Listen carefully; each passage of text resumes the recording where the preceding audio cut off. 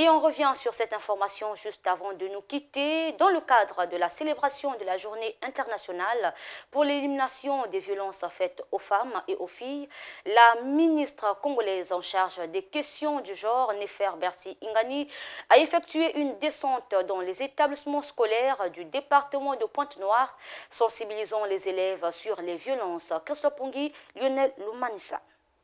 Le but de ma descente dans chaque école, chaque établissement ici à Pointe-Noire, c'est tout simplement, et à Tchamandjassi, c'est tout simplement dû au 16 jours d'activisme du programme sur la lutte contre les violences faites aux femmes et aux filles.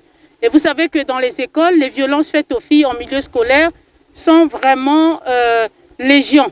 C'est-à-dire qu'il y a une recrudescence des violences au milieu scolaire. Vous avez des combats inter-écoles, vous avez des jeunes filles qui sont victimes de stigmatisation, de violences morales. Et vous avez aussi des filles, par exemple, qui ont le VIH-Sida et qui sont marginalisées au niveau de l'école. Des filles vivant avec handicap qui sont marginalisées au niveau des écoles. Vous savez, la moquerie des élèves, ça fait beaucoup de bruit et ça pousse l'enfant à fuir les cours. Vous avez des jeunes filles qui ont maintenant leur menstru très tôt à cause du bouleversement des hormones. Des enfants de 9 ans, des filles de 9 ans qui ont leurs règles, leurs menstrues et qui sont victimes de marginalisation des camarades qui se moquent d'elles et tout ça là, en les traitant de Dracula, de plein de choses. Et donc, du coup, tout ça pousse que la jeune fille puisse fuir l'école. Il y a donc ce qu'on appelle en français un déni scolaire. Et ce déni scolaire-là, justement, empêche la jeune fille d'avoir les bases qu'il faut. Et elle ne peut plus étudier. Et si la jeune fille ne peut plus étudier, eh bien, on peut pas penser qu'elle puisse intégrer le développement ou participer au développement socio-économique de son pays. Lycée Victor Augagneur, ce 30 mars 1970, complexe scolaire Jean-Baptiste Tachiluta, la ministre en charge des questions du genre a prêché au travers de cette descente la nécessité sans flétrissure de rompre avec toute forme de violence sur la femme. Et vous avez aussi les personnes atteintes de l'albinisme, voilà, qui sont aussi victimes, des personnes vivant avec handicap, des peuples autochtones, des filles autochtones qui sont victimes aussi de moqueries et de stigmatisation.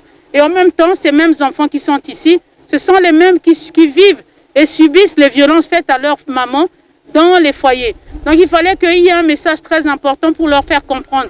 D'abord qu'ils doivent être des porte-étendards de lutte contre les violences faites aux filles, les filles comme les garçons. Leur expliquer le message qu'il y a eu sur la réunion de haut niveau des présidents de l'Union africaine en République démocratique du Congo, où les présidents ont pris justement des résolutions et des engagements pour pouvoir combattre ensemble, pour éradiquer ce phénomène que subissent nos mamans. La morale, voilà le fondement fondamentaliste du message de Nefer Berti Ingani. Nous voulons tout simplement faire comprendre aux gens que lorsque vous violentez une femme, sachez que vous avez violenté votre maman. Et que vous embêtez une sœur, une fille, c'est comme si vous avez embêté votre propre sœur.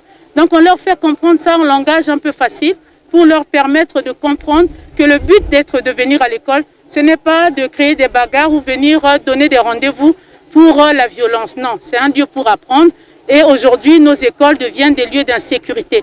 Alors que les enfants devaient être en sécurité à l'école.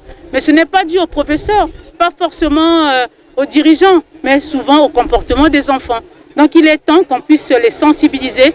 Cette campagne de sensibilisation devrait se poursuivre dans tous les autres départements du pays.